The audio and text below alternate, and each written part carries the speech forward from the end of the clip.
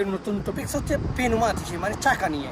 এই চাকার উপর ডিপেন্ড করে আপনাকে এক্সাম ধরে কীরকম কোয়েশন করতে পারে, আপনাকে কীরকম কোয়েশনের সামনাসামনি হতে পারে বা হতে পারেন। হ্যাঁ, এর পরিপ্রেক্ষিতে আজকে এই ছোট্ট ভিডিওটা করা। দেখুন,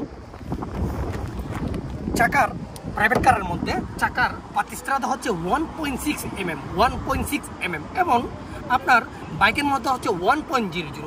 এখানে একটা ইয়ে আছে, দেখেন এটা হচ্ছে আপনার টেস্টিমনি।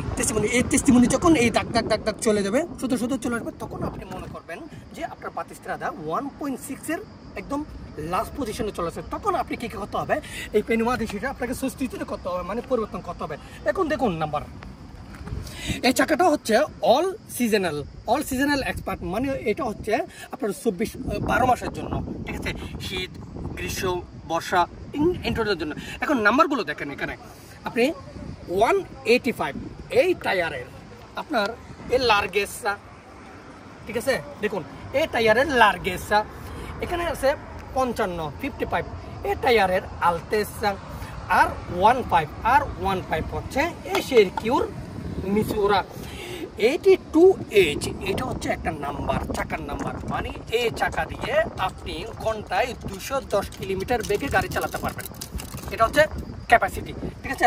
আর M+S শব্দের অর্থ হচ্ছে এই চাকাটা অল সিজনাল।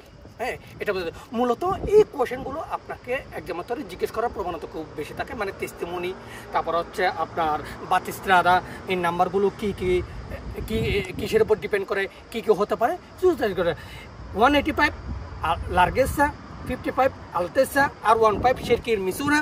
82H এটা হচ্ছে আপনার বেলুসিতা। এই চাকা দিয়ে আপনি সর্বোচ্চ কত বেলুসিতার উপর গাড়ি চালাতে পারবেন, মানে 82 হচ্ছে 210 প্রতি ঘন্টায় 210। হ্যাঁ, তারপর M+S হচ্ছে অল সিজনাল, এটা আপনাকে ইন্ডিকেট করে বোঝাই।